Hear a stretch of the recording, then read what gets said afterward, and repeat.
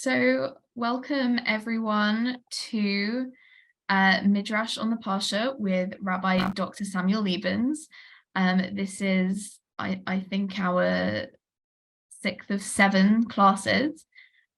So before we start, I just want to let you know a few Zoom things. As you come into the Zoom room, I'll invite you to become a panelist. That just means that you can choose to put on your camera so we can see your smiling faces, or you can choose to unmute yourself when Rabbi Lebens invites questions or comments. When you're not speaking, please keep yourself on mute so that there's not too much background noise and we can all hear each other. And you are welcome to put your questions and comments in the chat if you don't want to speak, or Facebook comments if you're joining us on Facebook Live. I will put the source sheet in the chat in a minute or two if you haven't got it up already. Okay. Hi, everybody. So we're starting the book of Vayikra. It's a comment that I always like.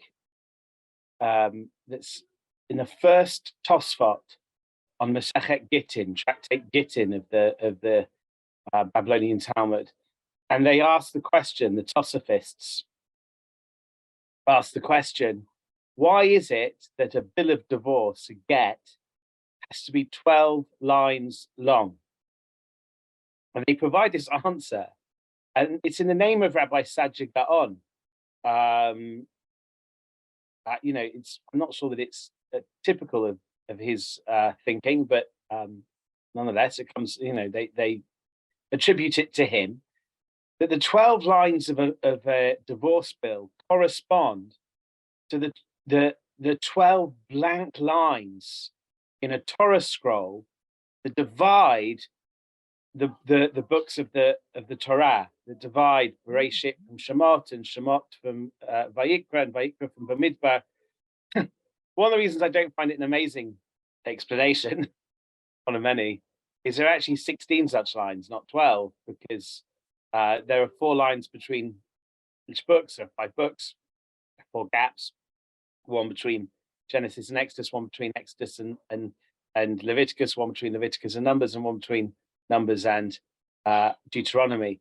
But there are various reasons why the book of Deuteronomy is kind of the junior of the books of the Pentateuch. It's called by the rabbis Mishneh Torah, which means something like a repetition of the Torah. Indeed, that's what Deuteronomy means as well, from the word two, right? Duo, right? So Deuteronomy it's like a repetition. It's a minor version, a smaller version of the Torah itself. So maybe Sadia Gaon is saying, yeah, the gap between Numbers and Deuteronomy isn't so important. It's the gap between the other books. But anyway, I always found the underlying idea in chanting, which is, it's as if the books of the Torah are really supposed to form a single unity, perhaps even a single thought. But for the sake of humanity, for our understanding, the Torah has to be divided into words and into verses and into books. But it's as if the division is somehow unnatural. It actually does the division of the Torah, the divine idea of the Torah, into verses, paragraphs, and ultimately books. There's a certain violence to something, right? And it's like the Torah has to be ripped asunder in order to take on a form that humans can grasp, right? The books shouldn't really be divided, and therefore they are divorced. A divorce being something like a kind of a tragic division, a division which, had things gone better, you wouldn't have needed such a division. So anyway, with that thought ringing in our minds, I want to explore a Midrash this week that, poetically, one way of describing what it's trying to do is it's trying to repair the breach between the book of Exodus, which we finished last week, and the book of Leviticus, which we start this week. It's as if the Midrash that we're going to look at wants to transcend those 4 blank lines of divorce, so to speak, between Exodus and Leviticus. So in order to preface that, we need to get the acquainted with, or reacquaint ourselves with what exactly happened at the end of the book of Exodus. In fact, it's quite a powerful scene. The Israelites in the wilderness had just completed the construction of the tabernacle. And that was, no offense to the divine author of the Bible, quite a boring passage, right? Lots of like architectural detail of how to build the tabernacle, whatever. But nonetheless, the book of Exodus ends on a real high, because God's presence descends into the newly built tabernacle in a cloud, and so filled up, so to speak, was the tabernacle with God's presence that nobody could enter it, not even Moshe, right? And it says that specifically. Moses is left at the end of the book of Exodus unable to enter the tabernacle. And I think a plausible way of understanding what's happening at the book of Exodus is the following suggestion: that Moses can only enter the tabernacle when the cloud lifts, because generally it was too full even for Moses to enter, but the cloud lifts when Moses does enter. But that's not how our Midrash is going to look at it, okay? So instead, let's just remember, okay, at the end of the book of Exodus, the cloud is filling the Mishkan and Moses can't enter. Then there's a gap in the text, 4 lines. And then the book of Leviticus begins. And the book of Leviticus begins with God calling Moses. Now, again, if you're just reading it without any attempt to bridge the gap between the end of Exodus and the beginning of Leviticus, it's just a new topic. And God's calling Moses, why? In order to instruct him regarding various laws concerning the sacrificial service in the tabernacle, which get laid out in the book of Leviticus, especially right at the beginning. But you could ask the question, okay, where was Moses when God called him? And what happens when you close the gap between those books? If you do, it becomes quite natural to read the sequence of events as follows. 1, upon completion of the tabernacle, God's presence filled the tabernacle such that nobody could enter, not even Moses. And then 2, straight after, God called Moses by name. It's the first verse of the book of Vayikra, whilst Moses is still standing there, unable to enter. So where was Moses at the time? He was just outside, right? And if you read it in that light, God's call to Moses can be read more like an invitation to enter. In other words, if you read the start of Leviticus in the light of the end of Exodus, the following narrative emerges. There was no room in the tabernacle for Moses at the end of the book of Exodus. And then, without God leaving, without the cloud going up, somehow at the beginning of the book of Leviticus, God's made space for Moses, and God invites Moses in. Okay, and that's what the Midrash we're going to look at does. And it presents that reading, I think, but it contains a parable, and the parable, I think, has tremendous theological significance. In fact, I think some very conservative with the small c theologians would find this Midrash very challenging, which is one of the reasons I like it. Okay, so first, the Midrash points out that in last week's reading, as the tabernacle was being built, let's look at it inside. We've got it's on the first source on the handout. It's from Vayikra Rabbi, which is an early collection of narrative Midrashim, redacted in I think around the 2nd century, as early as that. It says Vayikra, so davar here, which means another interpretation, because this follows multiple interpretations of the first verse of Leviticus. Vayikra el Moshe, God called to Moses. Makativ lamala me'inyan. What was written directly above? Well, it was the Parashah Mishkan. And then it quotes the Bible, right? Kasher tziva Hashem et Moshe. But what verse is that? Well, the truth is, that's a refrain that echoes right throughout Parashat Pekudei, the last Parashah of Exodus. So it's not just one verse, it's a refrain that's repeated. How so?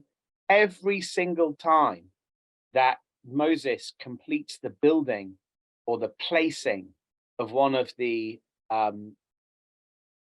constituent parts of the tabernacle, Moses does it, and then the Bible says, Kasher tziva Hashem et Moshe, just as God commanded Moses, right? So the Midrash is pointing out basically that in last week's reading, right, what happened just before the first verse of Leviticus? Well, as the tabernacle was being built, we were constantly hearing this refrain after the completion of any given element of the construction, that it was done as the Lord had commanded Moshe. And it's in the light of that observation that the Midrash continues. It says, Mashal, a Midrashic parable. The Melech Shetziva et Avdo, to a king who commanded his slave, the Amar lo, and he said to him, B'nei li palatin, build me a palace. Al kol davar v'davar shahaya boneh, everything that the slave built, haya kotev alav shmo shel melech, the servant wrote the name of the king on each and every part of the palace that he built for him. Haya boneh ketalim, he built the walls. V'chotev aleihen shmo shel melech, he wrote the name of the king on them. Amid amudim, he erected pillars. And he wrote the name of the king on the pillars.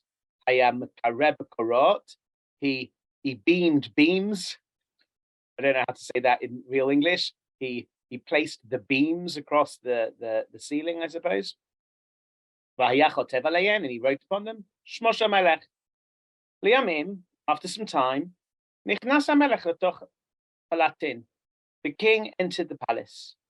Al kol davar v'davar shahaya mabit, on every single element of the palace that the king glanced upon, he found his name written upon it. Mar, the king said, my servant has done all of this honor to me.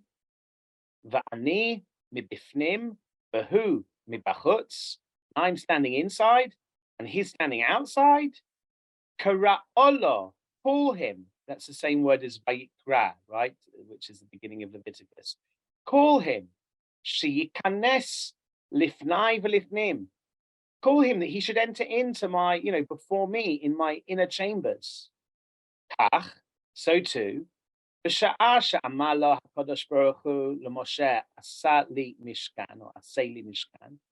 the time when God said to Moses, build me a tabernacle, al kol davar v'davar shahaya oseh, on each item that he did, haya kotev alav, he wrote upon it, or I think more literally in this case, he wrote about it, Kasher tziva Hashem et Moshe, just as God had commanded Moses. Amar Kadosh Baruch Hu, God said, Kol hakavod hazeh asali Moshe, Moses did me this great honor, va'ani mebifnim, v'hu mibachutz, and I'm inside and he's left like a goose outside. V'kara lo, so he called him, vayikra, he called him. Shikanes lifanai v'lifnim, that he should come into the inner sanctum. Lakach ne'emar, that's why it says, vayikra el Moshe. Okay, that's why it says God called Moses in. There is so much we need to analyze here. Okay, first of all, note, the king told the servant to make a palace. The king did not tell the servant to write the king's name all over the palace. Okay, the servant did that all of his own initiative. And when the king enters the palace, he had no intention of calling his servant in. But then he sees the initiative that his servant took, and only then does the king decide to invite his servant in. As if, like, how could I be in here alone after my servant did that wonderful, uninvited honor, uninstructed honor for me? I often say when you study a parable in the Midrash, you've got to focus on the places in which the mashal, the parable, doesn't quite fit the nimshal, doesn't quite fit the ostensible point that the Midrash is trying to make. And there is, I think, an obvious mismatch in this parable. But before I get to that, I want to point out the following. There's a looming theological issue that we can't ignore. It's a foundational tenet of contemporary Orthodox Judaism that the 5 books of Moses, and especially the first 4 books of it, were given to Moses by God. Okay. The final book of the 5, Deuteronomy, like we've said, is slightly different. Much of it, quite explicitly, is the record of the word of Moses. It's like a summary of what came before. But this Midrash suggests that Moses wrote things in the book of Exodus of his own accord. Indeed, it was Moses's idea to write the refrain right throughout the end of the book of Exodus, Kasher Tzivah Hashem Moshe, as God had commanded Moses. This seems to contradict outright the Talmudic pronouncement recorded in Masechet Sanhedrin 99a, which is the second source on the handout. I hope you can all access the handout. It's a very short little quote I want to share with you from the Gemara. It's a well-known Gemara. It says, Va'afilu amar, even if a person said, Kol haTorah kula min hashamayim, the entire Torah comes from heaven, chutz mipasuk zeh, apart from this one verse, shelo amru kadosh baruch hu, which God didn't say, ele Moshe mipiatzmo, Moses said it. So even if you think every single verse of the Torah was written by God himself, apart from one verse that Moses, put in on his own accord, says the Gemara, Ki davar Hashem bizah. This is an instance of the biblical phrase, he has despised the word of the Lord. Okay. The Gemara goes on, Vafilu amar kol haTorah kula min hashamayim, puts midikduk zer or kal v'chomer zer or migzei reshava zer, meaning any small detail, even a detail smaller than a verse, if you say that it wasn't from God, davar Hashem bizah, you have despised the word of the Lord. Here, if I'm not mistaken, if I'm not reading it wrong, we've got a Midrash that suggests that Moshe did include words, all of his own, just like the builder of the palace wrote God's name all over the palace. Moshe, of his own initiative, Moshe wrote not in the Mishkan, but in the biblical account of the building of the Mishkan, so not in the tabernacle, but in the biblical account of the building of the tabernacle, Moshe wrote of his own accord, I did this as God commanded, I did this as God commanded, I did this as God commanded. But he wasn't told to write that refrain. Okay. So here we have a Midrash that suggests that Moshe did include words all of his own.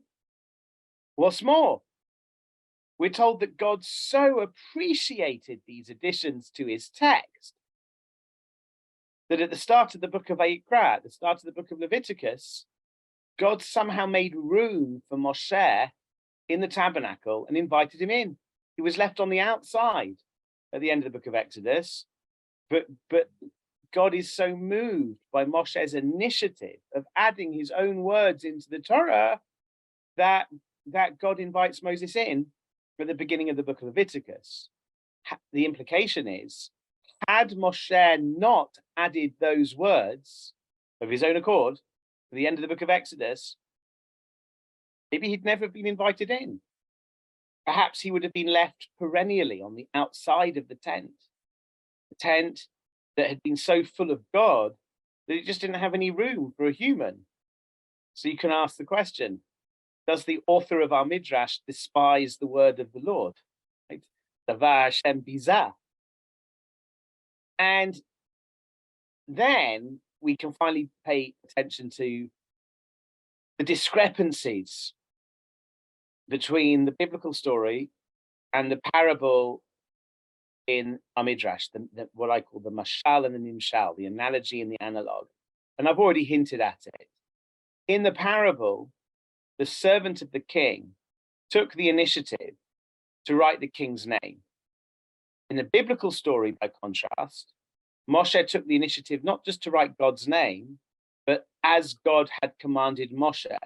So first of all, a closer parable would have had the servant writing something like by order of the king on each and every item of the temple, not just the king's name. What Moshe wrote, what Moshe added of his own initiative wasn't just the king's name, it was Kasher Tzivah Hashem et Moshe, as God commanded Moses. So if you want a closer parable, it shouldn't be that the servant just writes the king's name on each and every item of the building. It should be something like by order of the king. Secondly, in the parable, and this is the more, I think, stark tension, the servant writes what he writes on the actual building and upon its artifacts. Whereas in the biblical story, not the parable, but the biblical story, not the mashal, but the nimshal, Moshe writes what he writes not on the tabernacle itself, but in the book of Exodus, as that book recounts the building of the tabernacle. There's a big difference. So to summarize, our Midrash leaves us with a theological question, namely, how is it not heretical, given the theology of the authors of the Talmud and Midrash? How's it not heretical to credit whole phrases of the book of Exodus to the initiative of Moshe? And how are we supposed to resolve these tensions between the parable and the biblical story, the analogy and the analog, the mashal and the nimshal, these two tensions? One is that the phrase that the servant writes and the phrase that Moshe writes are not the same phrase. The servant just writes the king's name, whereas Moshe writes Kasher Tzivah Hashem et Moshe. And the second tension is that the servant writes on the building itself, whereas Moshe only writes what he writes in the biblical description of the building, but not on the building. Okay. Now, actually, the theological issue isn't too hard to navigate, right? Our Midrash, I think, can be reconciled with that Talmudic dictum without too much effort. Okay. Perhaps a verse that was written on the initiative of Moshe retroactively becomes the word of Hashem if and when Hashem approves of it. In other words, if Hashem saw the additions of Moshe and chose to keep them in his Bible, then God's approval counts as an act of appropriation. So those words which had initially been added by Moshe might somehow become the words of God upon their receiving God's approval.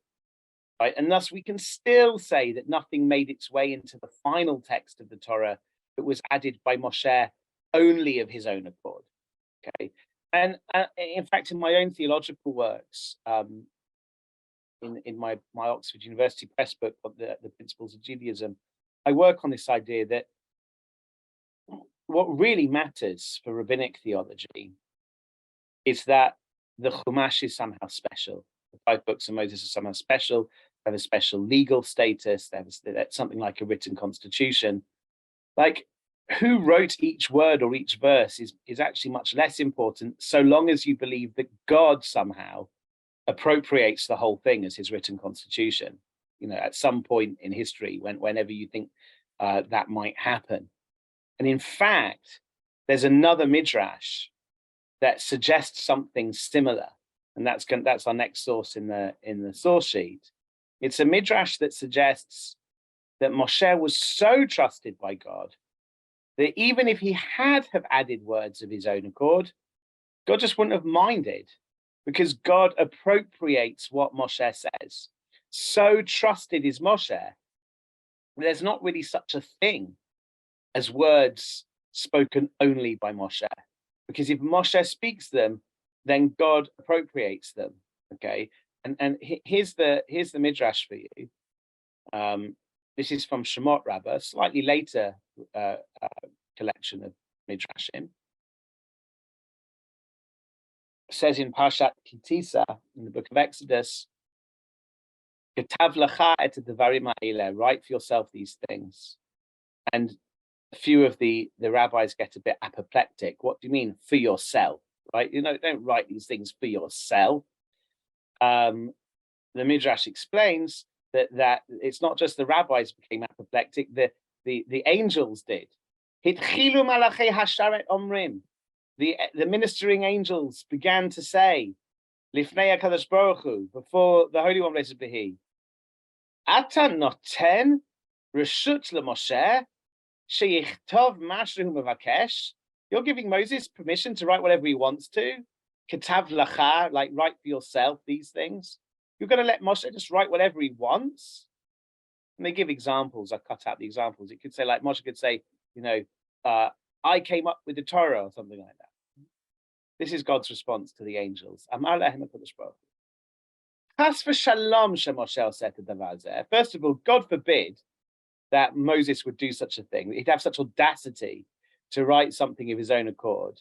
V'afilu oseh, but even if he did, ne'eman hu, he's trusted. Shene'emar, as it says in the book of Numbers about Moses, lo chein avdi Moshe, my servant isn't like that. B'chol beiti ne'eman hu, he is the most trusted in all my house. The midrashic reading of that verse, instead of it being said to Miriam and Aaron, as that verse was initially said, the Midrash repackages or repurposes that verse and has it as God's words to the angels. And this is what he's saying to the angels. Moses isn't like that. Lo chein avdi Moshe. He's not the sort of guy who would just write things of his own initiative. B'chol beiti ne'eman hu, but even if he does, I trust him. It's just like, quite a remarkable midrash. God is presented as trusting Moshe to write what he was commanded to write without any alterations, but also as trusting him even if he did choose to add his own words, right? So in a sense, little weight is placed upon which of these alternatives occurs, right? Is it that Moshe writes exactly what he's told to write, or is it that Moshe chooses his own words? God couldn't care less, as portrayed in the Midrash. And actually, in this way, the heretical edge of our Midrash can be softened. Because, okay, Moshe can add phrases if he wants to. Still divine Torah.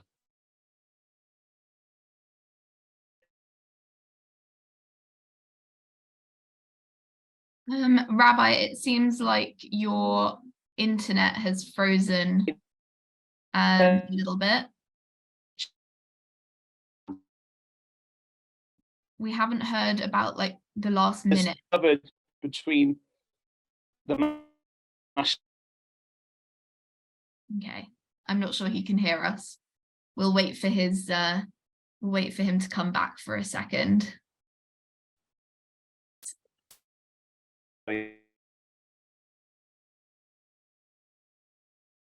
Okay. It seems like Rabbi Lebens' internet connection is cut out. But while we're here, I'd love to hear some people's thoughts about these Midrashim that we've been reading so far. I think the Rabbi will be back in a minute, but for me, they're kind of really blowing my mind. It's a little bit like biblical criticism or like controversies around writing the Torah has been so controversial for like the past 200 years maybe, but actually, wow, our rabbis were talking about this for hundreds. Well, the Midrashim were written like 1,000 years ago even. Wow. Okay.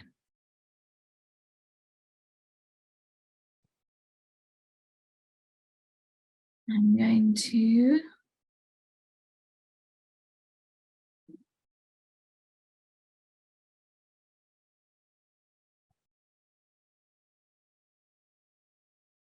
going to call the rabbi and see if he's going to be able to rejoin us. Okay. Rabbi Lebens will probably be another minute or two, and then hopefully will be back with us. I think we have some opinions from Ozzy. Ozzy, I'm going to invite you to become to be able to talk if you want to read out the things you're saying in the chat. Or I'll read them out. Chazal acknowledged that Moses may have written the book of Deuteronomy and God approved. I'm not sure about the rest of the Bible. Yeah, that's true. It's interesting where the rabbis kind of drew the line. Ah, here we are. Rabbi, we still can't really hear you. Are you on mute?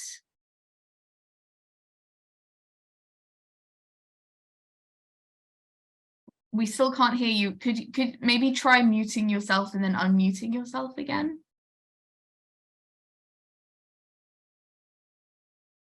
Oh dear.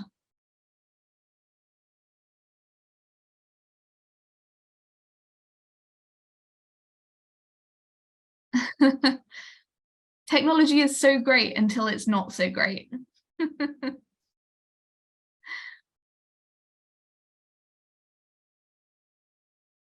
Okay. Can you hear me? We can hear you. Yay. Okay, sorry. My internet died and now I'm using my phone data. We'll see if that helps. Right. Okay. Let me just jump right back into the flow. Okay. What we've got rid of the theological problem. I don't think it's such a big problem. Okay. What it basically shows is that the rabbis were more relaxed than contemporary Orthodox theologians were about like who wrote what, right?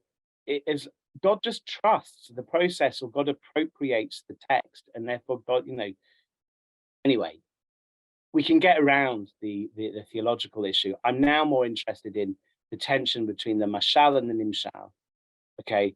And the first thing I want to say, it's as if the Midrash deliberately seeks to collapse the distinction between the tabernacle itself, which is symbolized by the king's palace in the parable, and the Torah's description of the building of the tabernacle.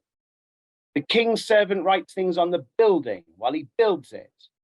Moshe, by contrast, writes things in the Torah's description of the construction of the building, and thus the Midrash seems deliberately to conflate the tabernacle itself with the tabernacle's description in the Torah. And this isn't an accident.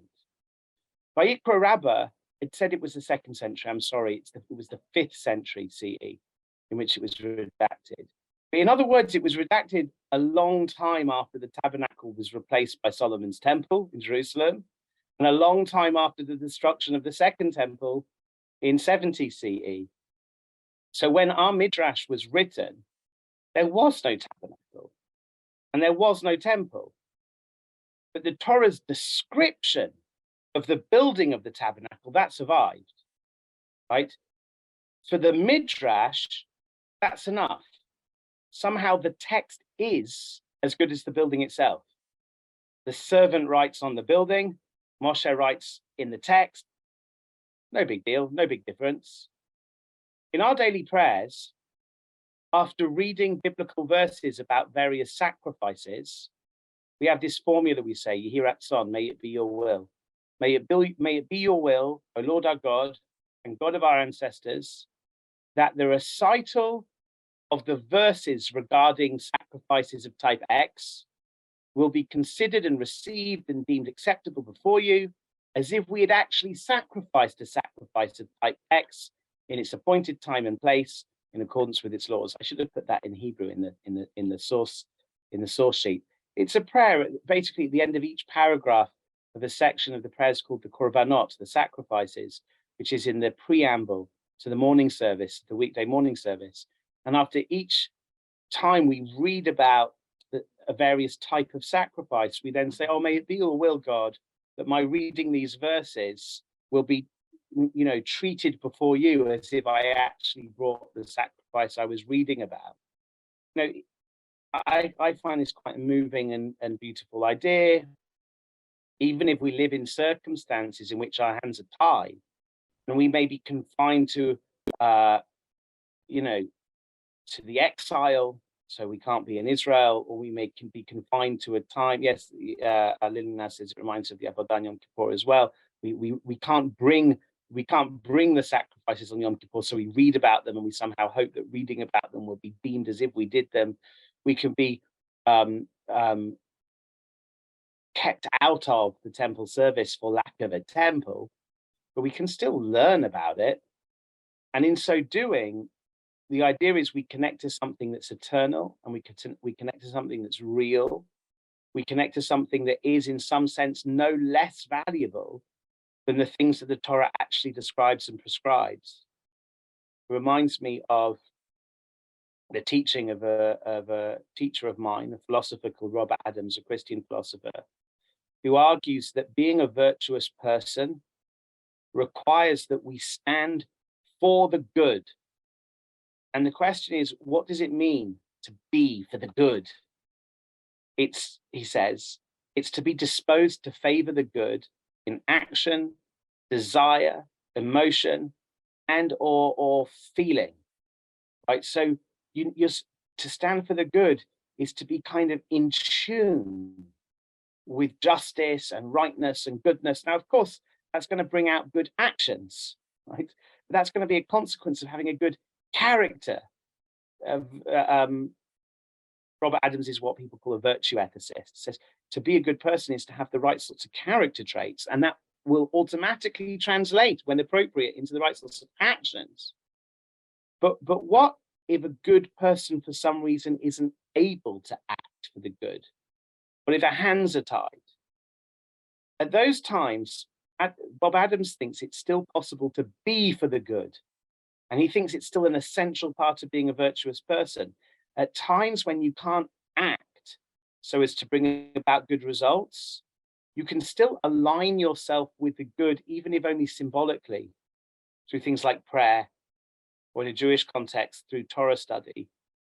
In these ways, a person can still be for the good, even when they're powerless to bring the good about, right? So we often feel so helpless, and we should do as much as we can, whether that's campaigning, raising money for various causes, writing to your senator, whatever it might be. You should exhaust every avenue for good action. But once you've done that, you can still pray for people. And you might think, well, what's that going to do? God's either going to help them or he's not going to help them, and my prayer is not going to make a difference. Well, even if your prayer doesn't make a difference, that is part of being a good person, is to be aligned with the good. And if you can't express that alignment through action, because all avenues for action have been exhausted or closed off to you, then symbolic action's better than nothing. God knows that we can't bring sacrifices in the temple right now. But in learning his Torah and in our prayers, we can exhibit exactly the same virtues that we would have exhibited had we been able to visit the temple itself.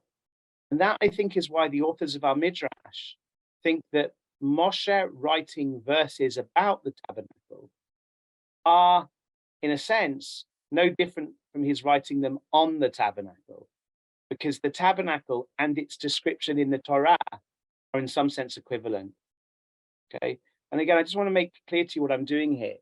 The Midrash is a genre of rabbinic writing, and the mashal, the analogy, is one of its key figures.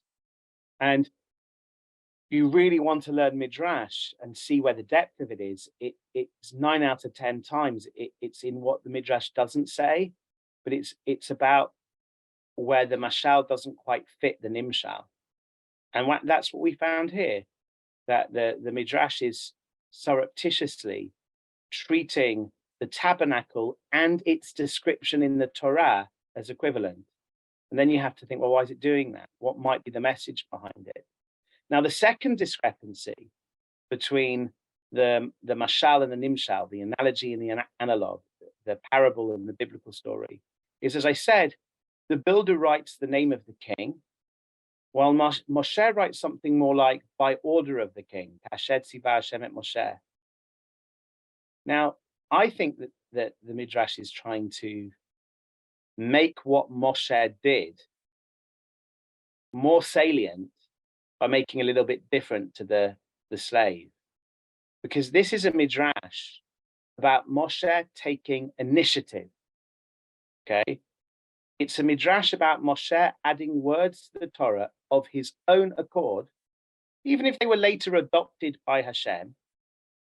And then the kind of question is, okay, so what were these words? What words did Moshe add of his own initiative? The words were, as God had commanded Moshe. And there's a type of irony there. And the irony, I think, is heightened when it's highlighted by the fact that the analogy doesn't quite fit the analog. It highlights this part of the analog, that how does Moshe take initiative? By writing the words, as God had commanded Moshe. But, Moshe did build the tabernacle exactly as he'd been commanded to. But according to our Midrash, he wasn't commanded to write the words as God had commanded him. And yet he did. Right? So it's as if when Moshe takes initiative, he does so by saying, "Oh, I'm not taking any initiative." So what's going on?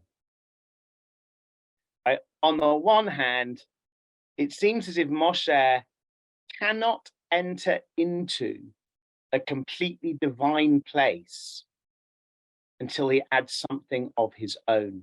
I think that's what's the really profound part of this Midrash, saying Moshe is stuck outside the tabernacle at the end of Exodus, but he's invited in the beginning of Vayikra. Why?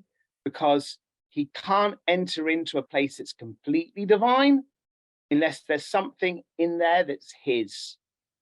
It's the existence of Moshe's own personal contribution to the tabernacle, or at least its biblical description, which causes God to recognize, so to speak, there is room in here for Moshe too. But what did Moshe add again? He just added a disclaimer that nothing here was done at the initiative of Moshe. Right? That's a nice question, Sylvia. Sylvia asks, was Moshe's audience God or the Israelites? So he's taking initiative. Is he taking initiative to us, or is he taking initiative to speak to God? I think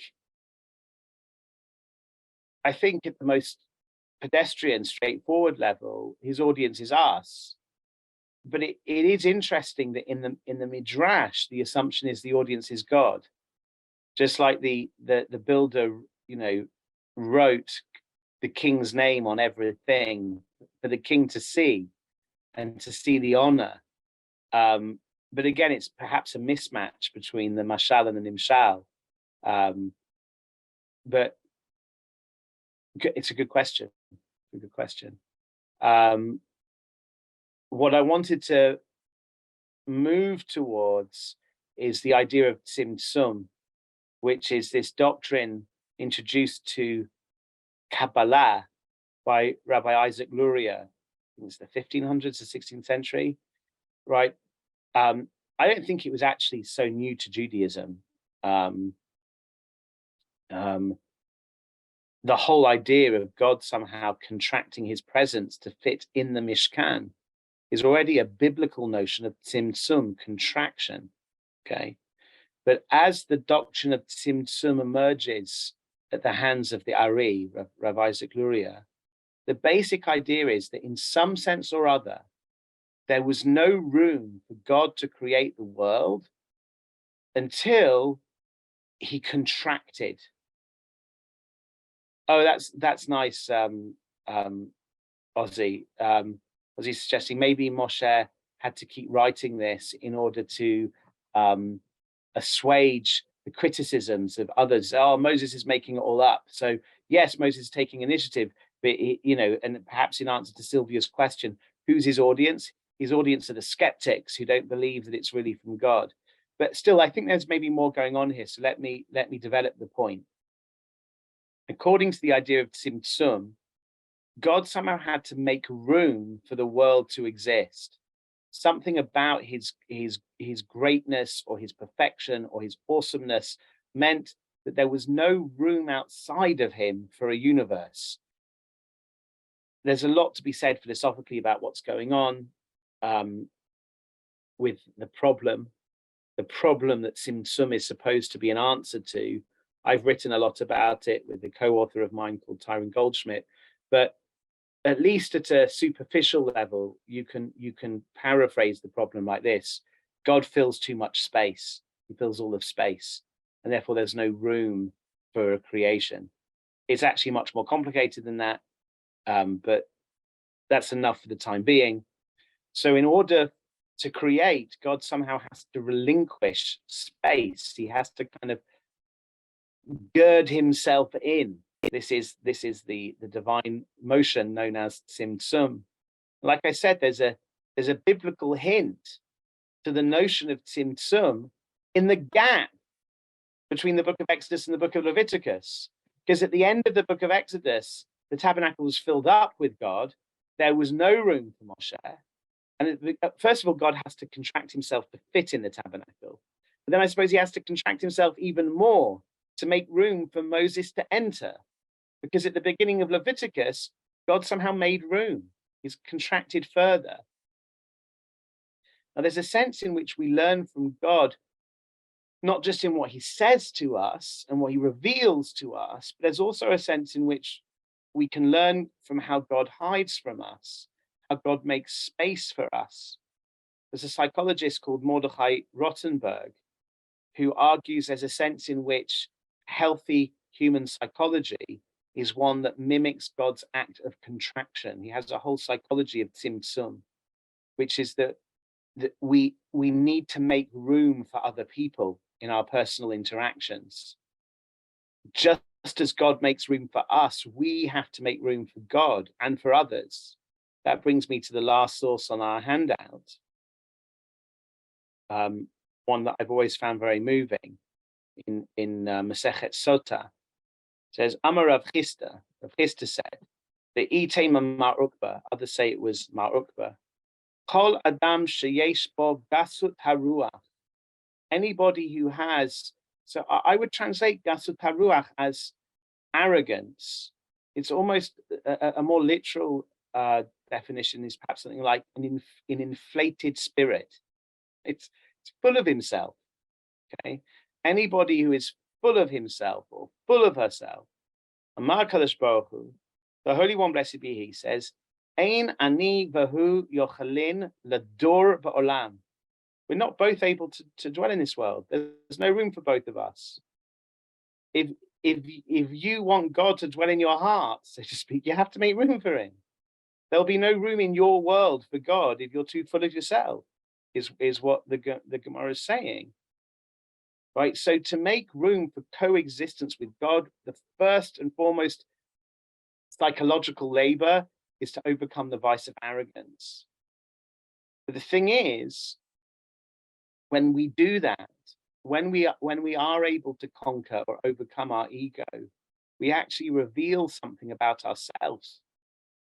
Just as God reveals something of himself in the ways in which he hides himself, so too, Moshe shows something truly distinctive about himself and his humility by writing. in all humility, that everything he had done in building the tabernacle was commanded by God. Like, it's true, it was, but he wasn't commanded to write that bit. And by writing it down, he disavowed himself of any credit for the success and the beauty of the Mishkan. And thus he revealed something about his true nature. In shunning honor, he became honorable. And to build a dwelling place for God in the midst of humanity, that's a project that is pregnant with paradox. Right? The world can't exist unless God makes room for it. And we can't have a relationship with God unless we make room for him.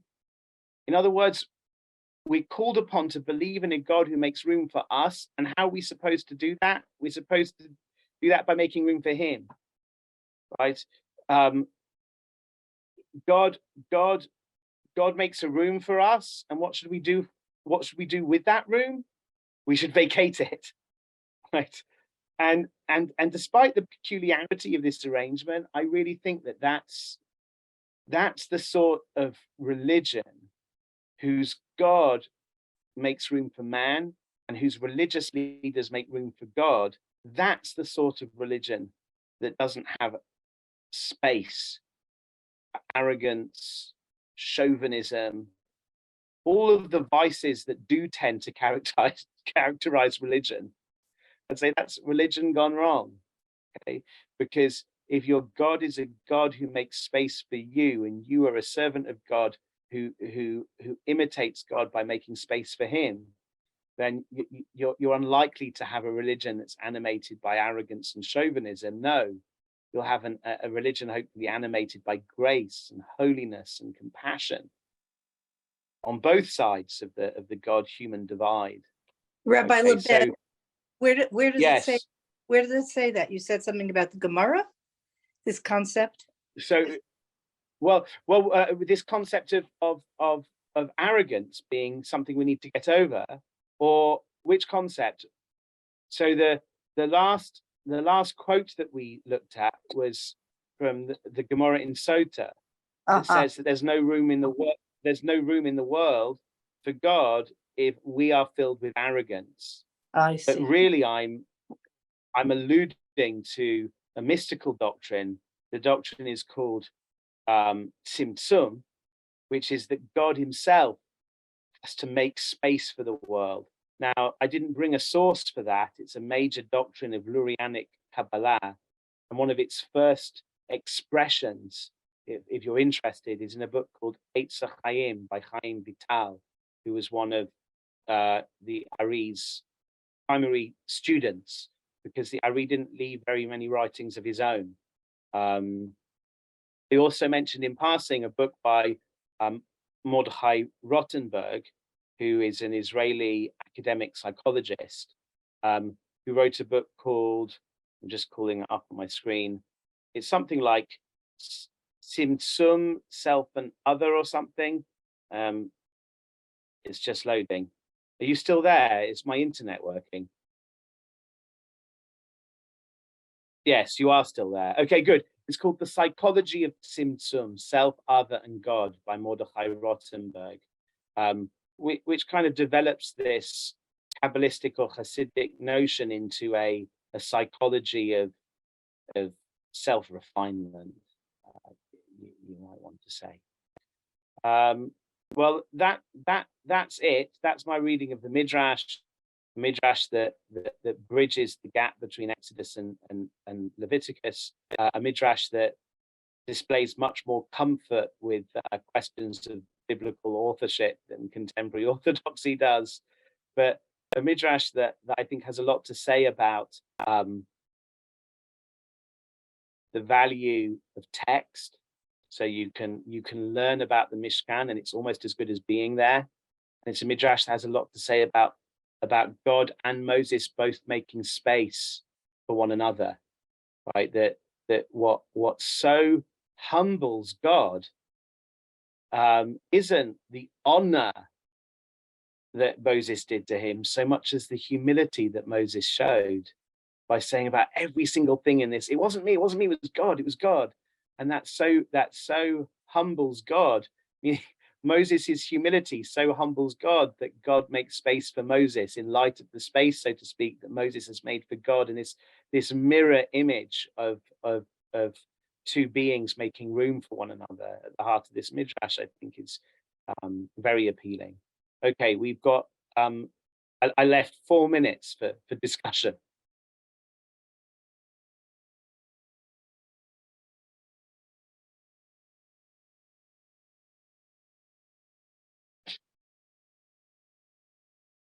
You don't have to ask a question. Shoshana is brave. Hi, thank you, Rabbi. So how would you, this making space for each other, what would be your take of, maybe for Moses it didn't apply, but like for the rest of us, it's sort of like making space versus abandonment. Like, where's the line? Because we're not that, the idea of God, like a fatherly kind of relationship with humans, and therefore contraction can also be more like abandonment. Like abandonment. Mm-hmm. Or how would you That's a very nice point, Shoshana. It's a very, very nice point. And I'm not sure I know exactly how to answer it. Look, sometimes we do feel God's absence, right? And that's a very painful thing to feel. That's what the Jewish philosophy and theology describes as hester panim, God's hidden face. And we don't like it. We don't want God to abandon us, right? Al ta'azveini, right? Don't abandon me, God, we say in our liturgy. I think abandoning someone and making room for them are different. And it's a very subtle difference, but it's the world of difference, right? When you're teaching a young child to ride a bicycle and you let go for the first time, you're not abandoning them, right? At one time they might feel that, but you try your hardest to convey to them you're not abandoning them. You're right there, and you'll run behind and you'll try and catch them if they fall over, right? You're not abandoning them, but you are making room for them. So I'm not exactly sure I can answer your question articulately. I think it's something in a sense really to meditate upon, in that, let me put it this way. Sometimes you can be so full of love for somebody that you actually haven't made any room for them because your heart is filled with your image of them. Are you with me, Shoshana? Does that make sense? Yeah, for sure. Right. Whereas what we really want to try to do is to be open to the other, right? Allow them to surprise you. Allow them to be different to how you imagined they would be. Make room for them. And that's it. Now, that's not abandoning them. It's also a type of love, but it's a love that instead of filling your heart up, it's a love that in a sense vacates room.